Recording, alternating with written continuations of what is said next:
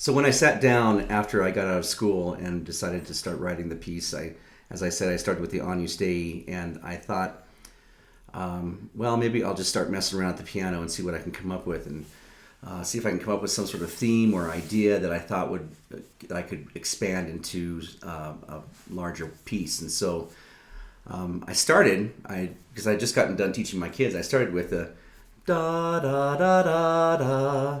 Na, na, na, na, na. I thought that might be kind of an interesting place to start. And instead of doing da da da da da, I decided to lower the top note a half step. So da da da da da. And all of a sudden that kind of clicked in my head. I thought, oh, Agnus Dei. I thought that sounded pretty good. So I started with that, and I wrote that into the alto line. When I first wrote this, the Agnus Dei, I just had the alto line all by itself at the beginning. And then I started adding some of the men's voices underneath that. Eventually, I decided that I thought maybe it would be better to have the basses do kind of a drone to introduce that. So at first they were all on E, on Agnus Dei. I don't even know if that's an E, but close enough.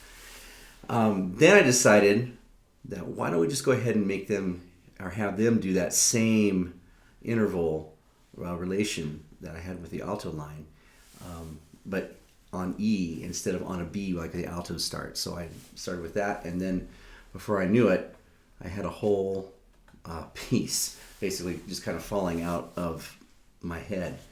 So I started with da da da da da da da da da da da da da, and started writing that in a sequence. And then before I knew it, the whole thing was done. I did borrow a little bit from another piece of mine, a symphony for strings.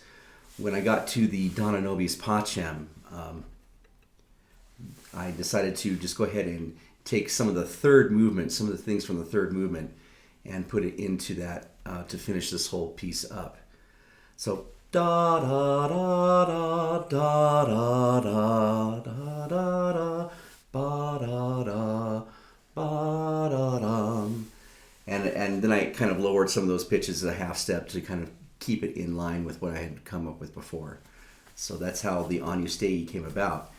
And it really didn't take me an awful lot of time. I worked on it for 2 days and then kind of felt like it was a good place to finish there for a little bit, and I would come back to it and revise a little bit later.